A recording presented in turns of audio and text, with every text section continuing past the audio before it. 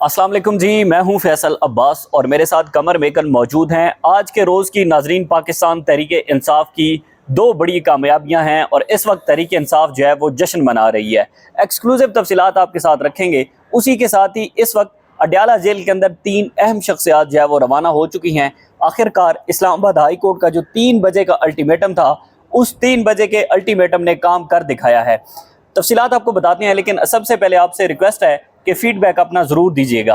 आज जैसा कि इस्लामाबाद हाई कोर्ट में जस्टिस सरदार इजाज़ इसाक खान साहब ने एक ऑर्डर जारी किया था कि इमरान खान से उनके वकला की मुलाकात करवाई जाए और 3 बजे इमरान खान को इस्लामाबाद हाई कोर्ट के अंदर लेकर आएँ और यहाँ पर जो वकला हैं उनकी मुलाकात करवाई जाए। उसके बाद हमने देखा कि अडयाला जेल की जो इंतज़ामिया है उसकी दौड़ें लग गई थी और कोई एक ऐसा सोलूशन निकाला जा रहा था कि कोई सोलूशन निकला है कि किसी तरीके से इमरान खान को जो है वो अडयाला जेल से यहाँ पर न पेश किया जाए, बल्कि जो है वो इमरान खान की वहीं पर अडयाला जेल से मुलाकात करवा दी जाए। उसके बाद हमने देखा कि तहरीक इंसाफ के जो वकला हैं उनसे बार बार रब्ता किया गया और उनसे रब्ता करने पर जो है वो तय ये पाया कि अब अडयाला जेल के अंदर ही मुलाकात करवाई जाएगी। और अडयाला जेल के अंदर इस वक्त जो है वो पाकिस्तान तहरीक इंसाफ के सलमान अकरम राजा साहब से रब्ता किया गया, फैसल चौधरी साहब से रब्ता किया गया जो पटिशनर थे, और शुएब शाहीन साहब से।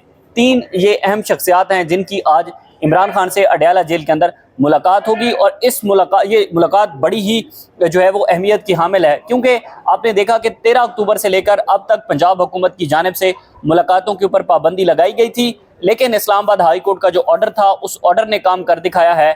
और आज के रोज़ ये 3 शख्सियात जो है वो इस वक्त मुलाकात के लिए अडयाला जेल पहुंची हैं। दूसरी बड़ी खबर अडयाला जेल से ही थी, बुशरा बीबी की रिहाई। कमर मेकन साहब, बुशरा बीबी की रिहाई हो गई। ज़ाहिर है वो तो एक, अगर लीगल मैटर्स के ऊपर बात करें तो मेरे ख्याल में कोई जस्टिफिकेशन नहीं थी मज़ीद बापर्दा और इज़्ज़तदार खातून और घरेलू खातून को जेल के अंदर रखना। ज़ाहिर है उनका कोई सियासी रोल नहीं है, पॉलिटिक्स के अंदर या पार्टी के अंदर उनका कोई रोल नहीं है। तो किस तरह से देखते हैं बुशरा बीबी की रिहाई को और क्या प्रोसेस क्या हुआ? बिस्मिल्लाहिर्रहमानिर्रहीम। बहुत शुक्रिया फैसल साहब, ये एक अहम ख़बर है। ये उस तब्दीली का शाखसाना है जो काफ़ी अरसे से बातें हो रही थी और मुझे लगता है कि ये बुशरा बीबी की जो रिहाई है वो इस तरह से भी अहमियत की हामिल है कि बुशरा बीबी का ना तो सियासत के साथ कोई ताल्लुक़ था, ना किसी किस्म का कोई और उनका कोई इस तरह से पब्लिक कांटेक्ट था लोगों के साथ, या पार्टी में भी किसी किस्म का कोई मामलात नहीं थे। फिर भी उनको मतलब गिरफ़्तार किया गया, फिर एक केस, फिर दूसरा केस, फिर तीसरा केस। 9 मई में भी उनको नामज़द कर दिया गया था, फिर बाद में वो बरी हो गई। लेकिन अहमियत का हामिल ये केस इसलिए था, बुशरा बीबी का जो मामला था वो डायरेक्ट जुड़ा था इमरान खान से, और मेरी ज़ाती राय के मुताबिक असल मामला ये था कि भाई इमरान खान को ना गिराना है, इमरान खान को तोड़ना है, इमरान खान को के सर को झुकाना है अपने सामने। तो उसके लिए इद्दत में निकाह जैसा घटिया, फजूल, गंदा, भद्दा, गलीज़ तरीन केस जो है वो भी पाकिस्तान की हिस्ट्री में बनाया गया। ना सिर्फ पाकिस्तान की बल्कि पूरी इस्लामिक हिस्ट्री में वो इतना वाहियात केस था जो बुशरा बीबी और इमरान खान के ख़िलाफ़ बनाया गया, और उसमें भी वो सुरखरू हुए और बाद में देख ले मादरत के साथ वो सज़ाएँ ख़त्म हो गई। हाँ, और वो सज़ाएँ इस तरह से ख़त्म हुई, वो इतने भोंडे केस थे, इतने गलीज़ केस थे कि फिर बनाने वालों को भी मेरे ख़्याल में शर्मिंदगी आई और उन्होंने माफ़ी के पैगामात भी भेजे कि भाई हमसे ये वाली जो गलती हो गई, ये जो नीच घटिया गलीज़ काम हम कर बैठे हैं, इस पर खुदारा हमें माफ़ कर दीजिएगा। क्योंकि देखिए, एक होता है किसी पर चोरी का इल्ज़ाम लगा देना, किसी पर डकैती का इल्ज़ाम लगा देना, किसी को कहना जी इसने कोई गबन किया है, झूठ बोला है, दगा किया, करप्शन की। समझ में आता है कि यार आपके मामले में आपकी समझ के मुताबिक हो सकता है उसने किया हो, या उसके ऊपर जो इल्ज़ामात है कहीं उससे गलती से हुआ हो, या उसकी बिना पर उसके इख्तियारात को इस्तेमाल करते हुए या उसके किसी और बंदे ने इस तरह का, समझ आता है। लेकिन ये इतना गलीज़ और घटिया केस था जिससे मेरे ख्याल में पूरी इस्लामिक हिस्ट्री में वो मतलब हाँ, मैं और अब जो हाँ जी प्लीज इंटरप्ट करूंगा। उसमें ये था कि जब हम जाते थे ना कोर्ट रूम के अंदर, जब ये इद्दत केस चल रहा था, यकीन करें हमें तो रिपोर्ट करते हुए भी शर्म आती थी।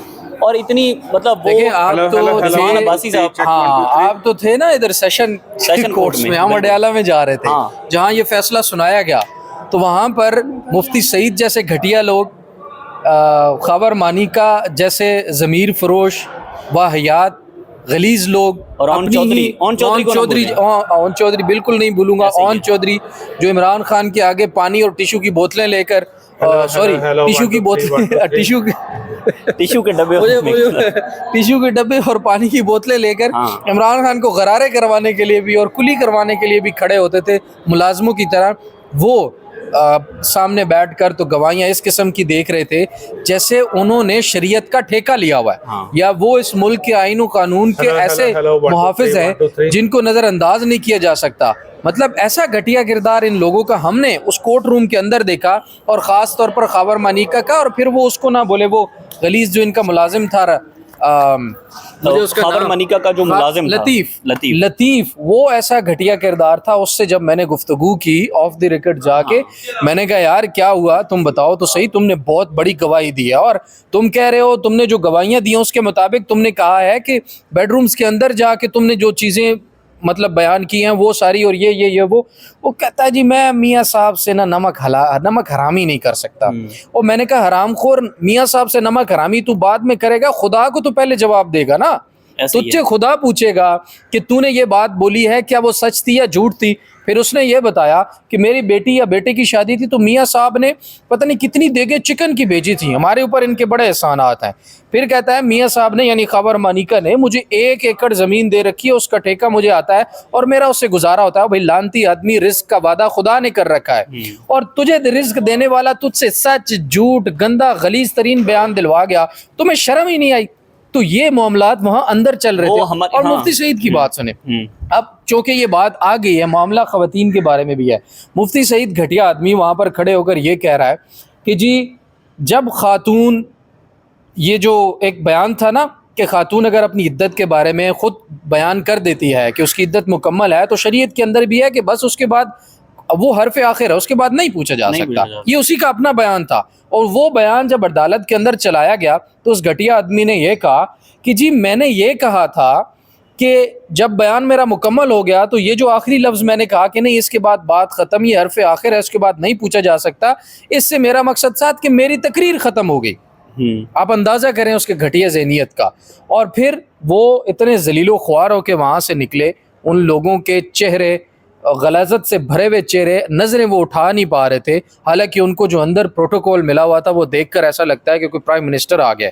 उनको इस तरह से प्रोटोकॉल में लाया जाता था, वो जाहिर है, प्रोटोकॉल वो, में हाँ, लेकर बिल्कुल। जाया लेकिन जाता साहब था। वो लेकिन बहरहाल सारी चीजें- अब मेरा सवाल आपसे ये है कि किसी डील का शख्स आना है बुशरा बीबी की रिहाई, क्योंकि इससे पहले हम डिस्कस भी कर रहे थे कि बुशरा बीबी के ऊपर कोई लीगल जस्टिफिकेशन नहीं बनती कि उनको जो है वो मजीद किसी केस के अंदर अंदर रखा जाए। आप क्या समझते हैं? या कुछ देखिए, करेंगे? डील से पहले ना हमें बात करनी होगी कि बुशरा बीबी जेल में थी क्यों।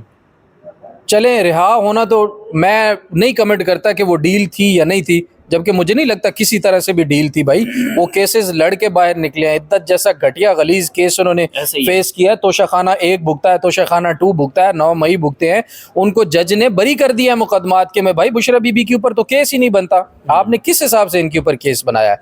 तो डील शील की बातें करने वाले फजूल और बड़े ही इंतहाई फजूल लोग होंगे जो कहेंगे जी बुशरा बीबी की रिहाई किसी डील के तहत हुई है। भाई कैद ही नहीं बनती थी, वो अपने केसेस अदालतों से लड़ के निकले हैं। और मैं आपको एक बात बताऊं, ये अभी तो बुशरा बीबी की रिहाई हुई है ना, अभी आप हाई कोर्ट को देखिएगा जितने अग्रेसिव वो होने वाले हैं। हाई कोर्ट्स के अंदर भी आपको बहुत बड़ी तब्दीलियां नजर आएंगी, क्योंकि सुप्रीम कोर्ट के अंदर जो तब्दीली हो रही है ना काजी फाइज ईसा साहब के जाने की सूरत में, वो काजी फाइज ईसा साहब से पहले हाई कोर्ट से इतने नाउमीद थे, इतने मेरे ख्याल में इतने उनके तहफ़्फ़ुज़ात थे कि वो कहते थे कि भाई हम कोई अच्छा काम भी यहाँ से करके भेजते हैं तो ऊपर बैठा हुआ एक बंदा जो सहूलतकारी कर रहा है पूरे इस निज़ाम के सिस्टम की, वो हमारे फ़ैसलों की, वो हमारे जितनी भी चीज़ें हम सही करने की कोशिश करते हैं उनको तहस नहस कर देता है। वो आप अंदाज़ा करें, काजी फाइज ईसा साहब कहते हैं मेरे दौर में कुछ नहीं हुआ। भाई आपके दौर में जजों की फैमिलियाँ उठाएगी, कैमरे लगाए गए, आपके दौर में लोगों को ब्लैकमेल किया गया, तशद्दुद किया गया जजेस की फैमिलीज़ और उनके रिश्तेदारों के ऊपर अपने मर्जी के फैसले लेने की के लिए, और वो एजेंसीज की तरफ से किया गया। और काजी फाइज ईसा साहब इतनी, मैं माजरत के साथ, ढिठाई के साथ बैठ कर बोलते हैं कि जी मेरे दौर में कुछ नहीं हुआ। मेरे सामने तो कुछ नहीं हुआ। भाई आपने अगर कबूतर वाली आंखें बंद कर रखी हैं तो आपको नजर नहीं आ रहा होगा, पूरी दुनिया तो देख रही है। और तारीख फिर याद रखी है, जस्टिस मंसूर के यार बहुत ही खूबसूरत आज अल्फाज उन्होंने बोले हैं काजी फाइजीसा साहब को जाते जाते। उन्होंने कहा कि लोग देख रहे हैं आपका और हमारा कंडक्ट, और तारीख कभी नहीं भूलती, और तारीख साबित करेगी कि काजी फाइजीसा साहब ने कैसा वक्त गुजारा। बहरहाल मैं ये बात कर रहा था कि डील किसी सूरत का कोई चांस ही नहीं है इसमें।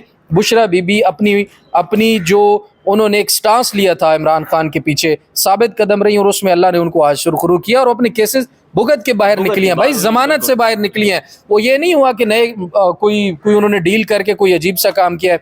मियां गुल हसन औरंगजेब साहब ने जमानत दिया, और मियां गुल हसन औरंगजेब साहब कैसे जज है आप भी जानते हैं, आप हाई कोर्ट कवर करते रहते हैं। बिल्कुल, बहुत शुक्रिया कमर मेकन साहब ने बड़ी ज़बरदस्त बात की कि जब सुप्रीम कोर्ट के अंदर चेंजिंग होगी तो उसके बाद हम देखेंगे कि हाई कोर्ट जो है वो उनका भी रवैया और हाई कोर्ट के अंदर और एक भी और चीजें चेंज होंगी। उसकी एक छोटी सी एग्जांपल आज मैं कमर मेकन वो देख रहा था, जस्टिस सरदार एजाज इसाक खान ने जो ऑर्डर दिया ना आज के रोज, उन्होंने कहा कि मैं ऑर्डर तो कर रहा हूँ लेकिन जेल की इंतजामिया मानेगी नहीं। अच्छा, यानी कि आप देखिए ऑर्डर क्या थे, इस हद तक बेबसी है। ऑर्डर क्या थे? ऑर्डर ये थे कि इमरान खान को इस्लामाबाद हाई कोर्ट लाया जाएगा, यहाँ पर मुलाकात लाया जाएगा, नहीं लाया गया। सरदार तारिक वो जो क्या एजाज साहब तो सही कह रहे हैं ना, फिर अब इमरान खान की वहाँ मुलाकात करवा दी जाएगी 3 लोगों की। मैं यही कह रहा था कि अगर ऊपर कोई ऐसा बंदा बैठा होता जिसने जब 6 जजेस ने शिकायत लगाई कि ISI के लोग या खुफिया एजेंसियों के लोग जो है वो इंटरफेरेंस करते हैं, अगर उस वक्त सीरियस लिया जाता इस बात को, तो मेरे ख्याल में आज जजेस के अंदर इतना कॉन्फिडेंस होता कि वो अपना फैसला देते हुए कहते कि यार हमारे फैसले पर अमल दरामद होगा। मंसूर अली शाह के चीफ जस्टिस बनने की ना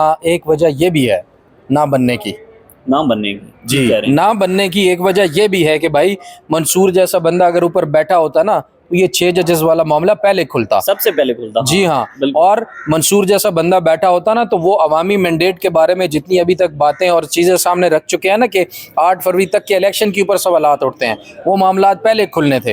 अगर मंसूर अली शाह जैसा बंदा चीफ जस्टिस बन जाता तो सबसे पहले लेवल प्लेइंग फील्ड खुलना था, इलेक्शन के अंदर धांधली के केसेस खुलने थे, और तमाम ये जो अगवा लोग हो रहे हैं, जो मर रहे हैं, जो बेचारे अभी तक केसेस भुगत रहे हैं, ये सारे मामलात आने थे। अब देखते हैं, लेकिन जस्टिस याहिया अफरीदी साहब के ऊपर भी अब बड़ी जिम्मेदारियां हैं।